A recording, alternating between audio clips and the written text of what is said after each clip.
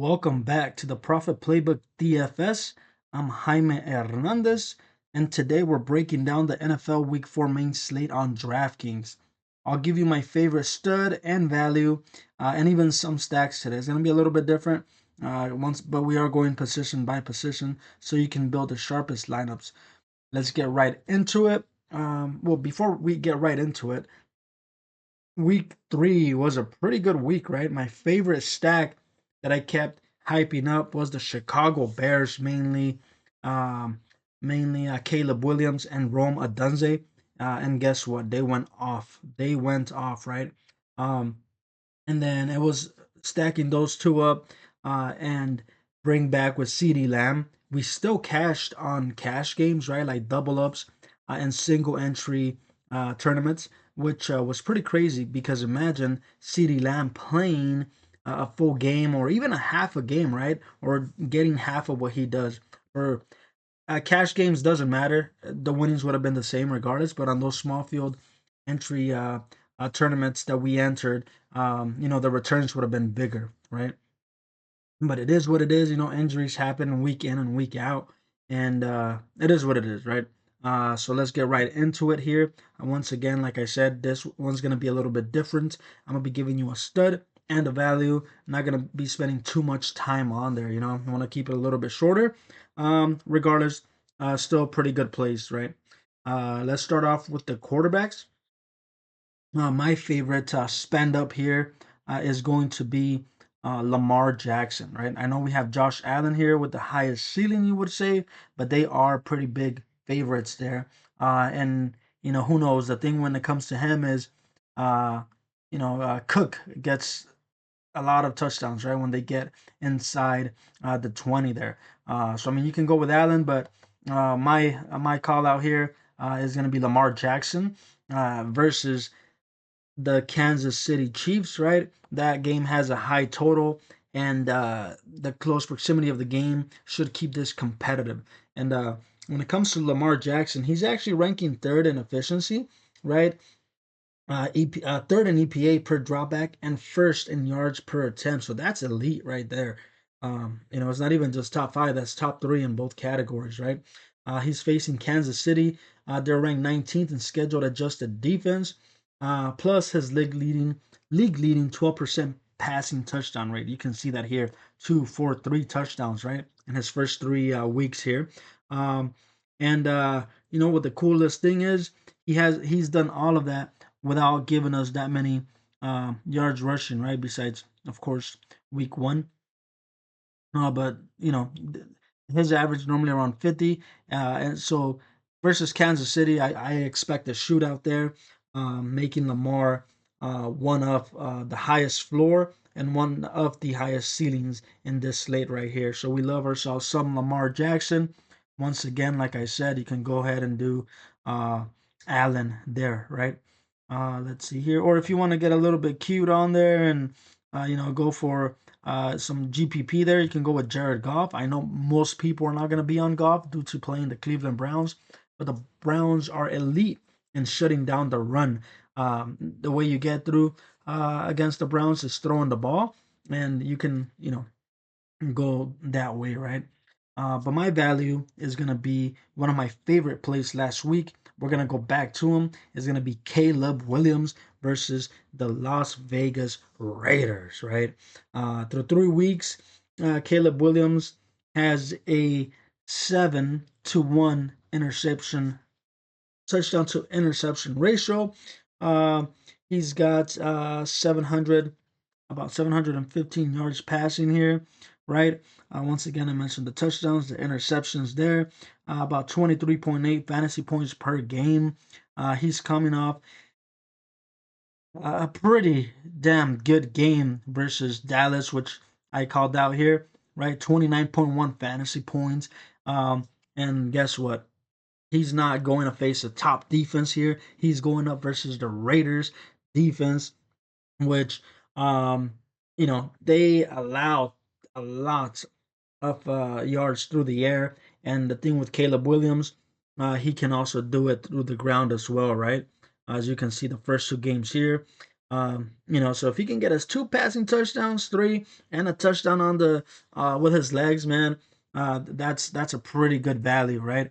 Kind of like I mentioned, that's my favorite value. Of course, you can go with Daniel Jones at the Rams. Should be a high scoring game. Daniel Jones can also use his legs, right? You can go there, or you can go with the another good value with Patrick Mahomes. I would say, 6,000. He's getting Xavier Worthy back, but my call out this week is Caleb Williams. You know, he's safe cash as well, so it's not just a GPP throw on there. He's safe both ways, right? Like I said, I'm gonna keep it short. So yes, spend up for me. The stud is Lamar Jackson, value Caleb Williams. And let's go to running backs. Like I did say, it's going to be a little bit short here. And then when it comes to running backs, spend up, we're going back to him this week. It's Christian McCaffrey. This is getting too repetitive, right? But when it comes to McCaffrey, he's getting almost 40 opportunities a game, right? That's it with his rushing attempts and the targets that he's getting. It's amazing.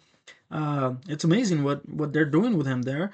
We saw him do that with Carolina, and after he left Carolina, a lot of people were like, "Well, that's going to drop a little bit because of his injuries," but no, they have not dropped. Instead, his opportunities have been going up. Um, and Christian McCaffrey, look at that floor there, right? It's pretty good floor when it comes to fantasy points and his price tag. That's why his price tag is where it's at, and that's why he's the most expensive player on the slate. And he's doing all of that without any zero rushing touchdowns, right? And we know he got a receiving touchdown versus the Saints, but look at that. That's crazy, and we're expecting some the touchdown regression there. We're expecting him to score a touchdown, right? It's just he's matchup proof, and we love him. That's why he's our stud of the week here. So yeah, McCaffrey, right? Another guy that you might be going to would be Jonathan Taylor. He's another workhorse, right? Or between value and not Ashton Genty, you can expect him to finally have his breakout game. But the thing is, everyone's gonna be on those guys, right? And then my value play of the week, which I would not be surprised if he's the highest scoring running back this week, is running back Omarion Hampton. Chargers, right?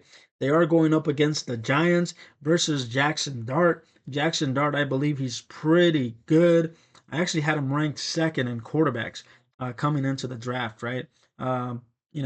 First and second basically with Cam Ward and him. Um, and he got drafted second. I wasn't surprised. I know everybody was surprised because of the Shedeur Sanders and everything, but it is what it is. His mechanics are there. But he is going up versus a pretty tough Los Angeles defense here. Uh, and I expect that for the Chargers to strike early. And whether it's a close game or not, I believe they're going to have, control of the game. And what Justin Herbert loves to do is, his reads are pretty good, right? He goes to first, second, third read. If they're not there, he looks for the running back right away. He's matured in that. He's not trying to, get something just to get something. He's matured in that aspect of his game. So that's positive for Omarion Hampton, as we saw last week, right? In the second half, he got 7 targets alone, basically, 6 receptions, right? He had a touchdown. And versus the Giants, they love to bleed points to running backs. So Martin Hampton, definitely my value play of the week. You can also look at players like Woody Marks, right? Uh, in Houston, looks like his touches are going up. When it comes to DeAndre Swift, looks like he's going to play. But if for some reason he were to sit out, you can go to Monangai there as well. But I love myself Omar Hampton there. I know it's gonna get chalky between Cam Scatterbu and Ashton Genty. My favorite play is Omar Hampton, but you can't go wrong with the other guys. But that's who I'm highlighting. Well, there, which is Christian McCaffrey as a stud, and Omarion Hampton as value, right? So now we go to the wide receivers, which once again I feel like it's getting repetitive, but we're going all the way to the top again, and that is Puka Nacua, possibly the best fantasy player so far this year, right? Him and Bijan Robinson, but that's another story for another day. But Puka Nacua, my stud this week. He's got a 37.6 target share, third in the NFL, and we will get to the first guy in a minute. And yeah, so with at least 9 targets in every game and basically 25 plus DraftKings points per game. Uh, the crazy part, kind of with CeeDee Lamb before he got injured, and why I was recommending him last week, right, was he's done all of this without recording a single receiving touchdown, right? He's going off without a single receiving touchdown. So that's why I'm going back to him, kind of like with Christian McCaffrey. There's no touchdowns there, and they're putting up monstrous numbers. The touchdown regression should be there for him. He should score sooner rather than later, and that's why I love Puka Nacua this week. I love him so much this week.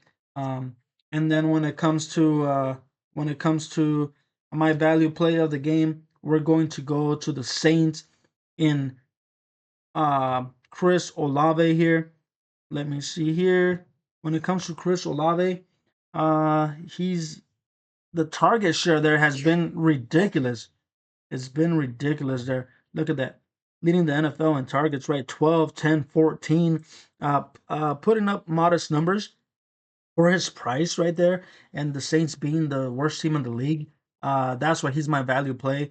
If he continues to see these targets, especially as they're big underdogs versus Buffalo. If one of them connects for a touchdown, then you're gold, right? We're golden there. So Chris Olave, my favorite value play of the slate at wide receiver. So once again, the highlights there: spend up stud, Puka Nacua, value Chris Olave. Um, and with that, we go to our tight ends. When it comes to our tight ends, this one, yes, is getting repetitive in the sense that we're going to the top, of the salary share. But in this case, Brock Bowers, he hasn't had a ceiling game. He hasn't gone off what we expected what we saw with him last year. But if he's gonna break out, it's definitely gonna be versus this suspect Chicago Bears defense. And I love that, right? He's logging 88% route participation. So, when it comes to that, it's like he's running the routes. The ball just needs to get to him, right? And when it comes to the Bears, they're allowing a target rate to tight ends of 29%. So he's definitely primed for a breakout ceiling game. And we love Brock Bowers as our top tight end this week. And to value, we're going to go all the way down. I don't know if people are mentioning him or not, but we're going all the way down here. We're going back to the Los Angeles Chargers um, with Oronde Gadsden the second, right? Will Disley has been ruled out of this game again. And then last week, he's a rookie. I believe he's a rookie from Syracuse. And last week, 7 targets, 5 receptions for 46 yards. And the Chargers love them coming in. Maybe not as much as a blocking tight end, but more for a receiving tight end. This is fantasy football, so we don't really care about blocking, right? Just as long as he's getting the catches and being productive.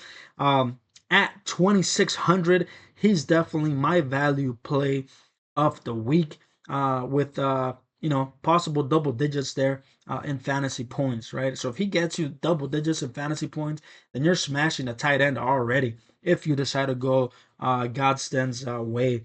And when it comes to that, I believe that once again, like I said, the Chargers are going to be controlling the game. There's going to be no need for deep shots, right?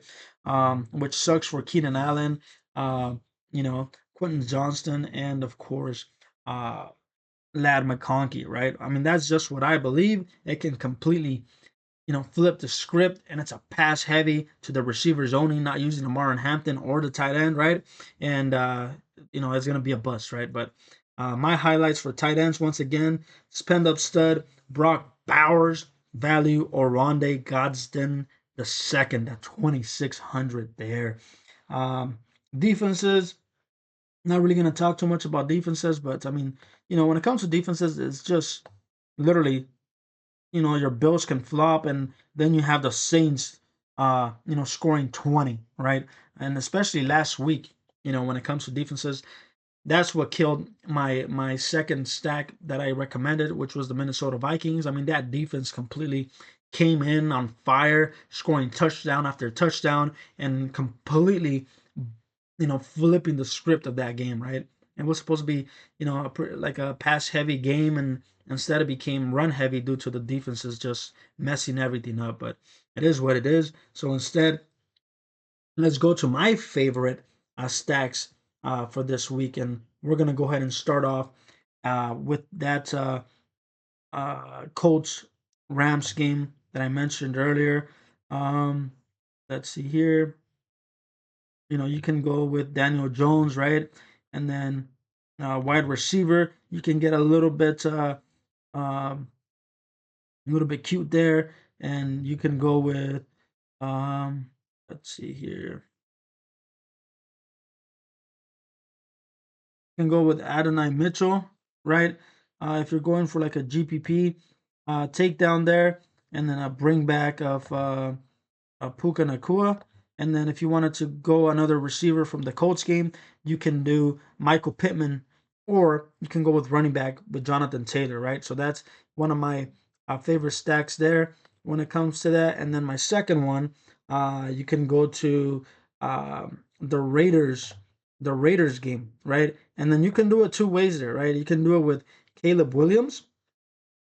You can do it with Caleb Williams there, and with his receivers. I do love DJ Moore this week. I know I've been high on a Dunze, but anyways, you can still go with Roma Dunze and DJ Moore. Let's say. Let's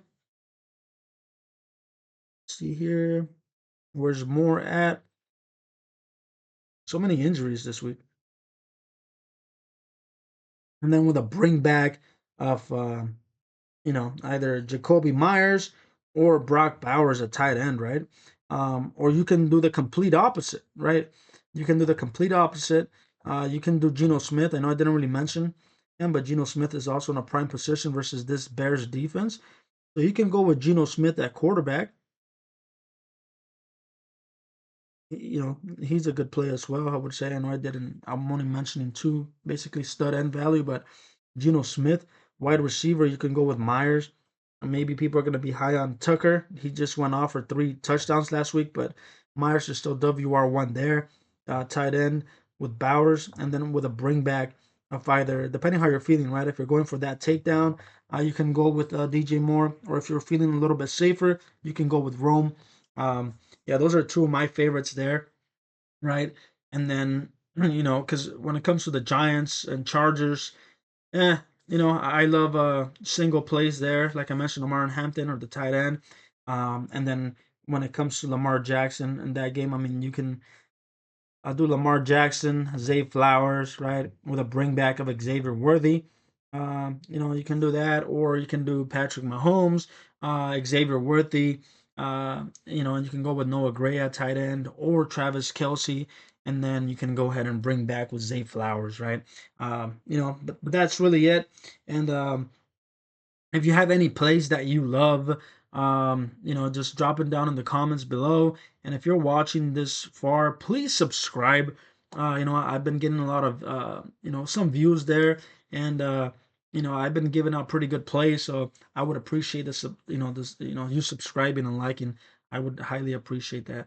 And but yeah, that's a wrap for my NFL Week 4 DraftKings Main Slate breakdown.